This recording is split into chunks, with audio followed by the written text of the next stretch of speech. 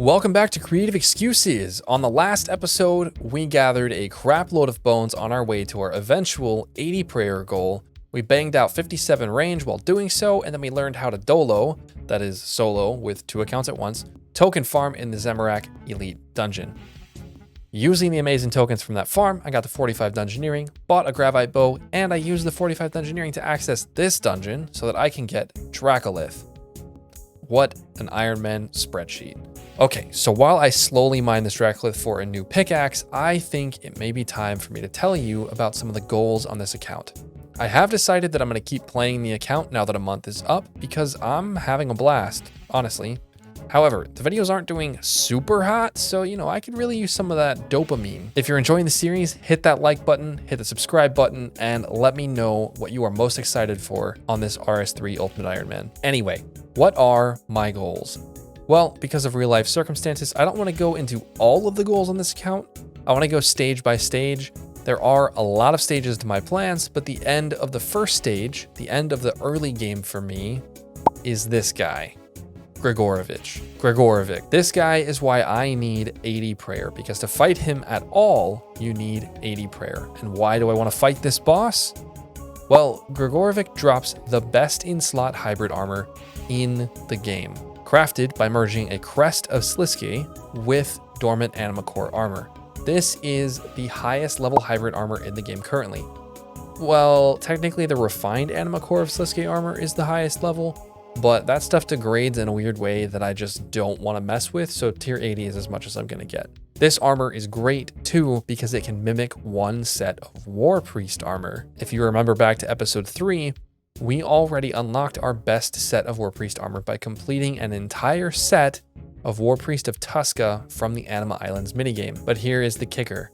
The 3 pieces of the Anima Core of Sliske mimic the 6-piece bonus from the War Priest set, not the 3-piece. That means when I get all 3 pieces of the armor, I can store this War Priest set away in my house, and that frees up the gloves, boots, and cape slots for new best in slot armor pieces. It is a fantastic upgrade. So that's honestly the end of early game for the account, getting Anima Core of Sliske. That is going to be a huge grind, but getting that gear early means getting to hold on to a lot more stuff in the mid and late game. So with that said, how are we going to get there? I have a few requirements. There are, of course, some smaller goals and upgrades that I can get along the way that are sure to help, but these are the big ones that I can think of. There is a long road ahead of us to finish the early game on account, so let's quit talking and jump in already. Now that I have the smithing requirements for tier 70 necromancy weapons, I'm going to sell this ore box so that I can remake one later, and I'm going to do some more area achievements because I still want to get those done. Well, that's what I was going to do. It's been like a week since I've played this account very much. It's been a good week, honestly, it's been a good week. So, I've actually forgotten what I was doing a little bit. Okay, I cut all the gems from the mining and got a crafting level, and now I think I'm just gonna work on the bones for 80 prayer because I've forgotten whatever my plan was. When I craft a new plan for the episode, I'll be back. Okay, not gonna lie, I played more Starfield after like 30 minutes of Baby Dragon Bones. There's just so many good games to play right now. This might be a problem. And that is 58 ranged, and I have an idea for what I can do while I'm having a blast playing Starfield. Playing this account right now is not super compatible with playing Starfield because collecting Dragon Bones is very active, but I can AFK something, and there's something I'm gonna desperately need to do for killing Grigorovic. I need fishing levels. Why do I need fishing levels? Aren't I going to be just using Guthix rest potions for Greg? Well, yes I am. But again, so I can combo eat a little bit, I'll need some fish probably. But more than that, I need that increased drop rate at Grigorovic from having a higher reputation than 0. And I won't have the levels to gain reputation from killing the other bosses unless I commit to an even bigger grind. And I honestly have no intention of doing the daily task that gives reputation. I just don't. So I need to go fishing so that I can access the deep sea fishing hub where this beautiful thing shows up several times a day, the traveling merchant. This guy is one of my favorite things in the game for a lot of its wares, but right now, all we are interested in is the famous and much needed Anima Crystal. Each of these Anima Crystals can be turned into a God Wars Dungeon 2 faction for 500 reputation each.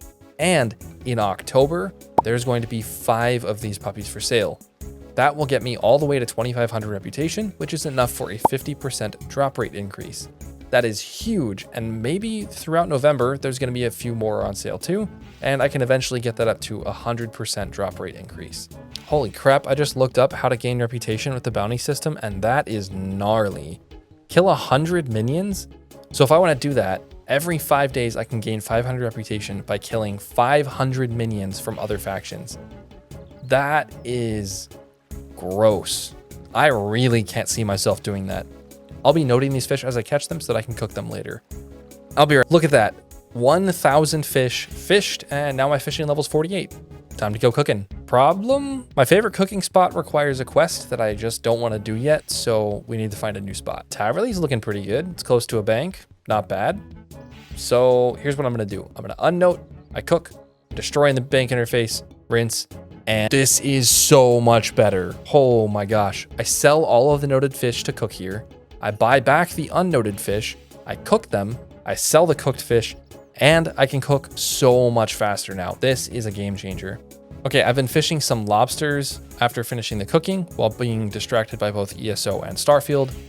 That is clearly going well. I'm gonna cook these up and then we're gonna make some real progress, I think. Let's kill the mole, because why not? I really thought about killing the King Black Dragon there, but then I came to my senses because I have no Dragonfire protection at all. Maybe if I can get some elite clues for some anti-fire potions, I can go there. Okay, I just realized I still only have tier 50 weapons. Didn't I unlock the ability to make tier 60? That's 2 kills down. Let's actually see if we can make tier 60 necromancy weapons. It looks like I'm gonna need bone runes and 2 ensouled bars. For that, I need orichalcum bars, and I'm no longer missing ore for that. Okay, bars are done. Now I need some inks and some time. Now we make some runes, grab the bars, and boom.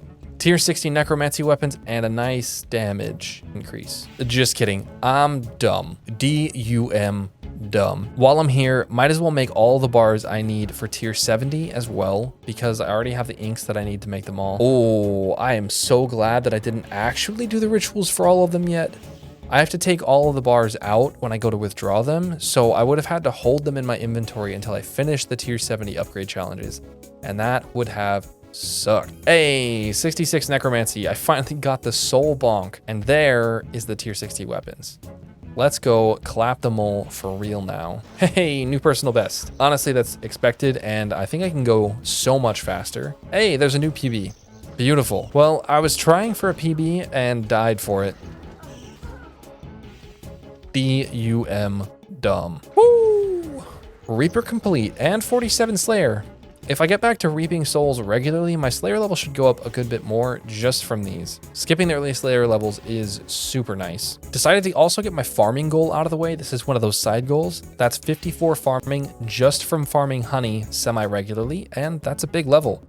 Now, farming honey is easy if you don't know how to do it.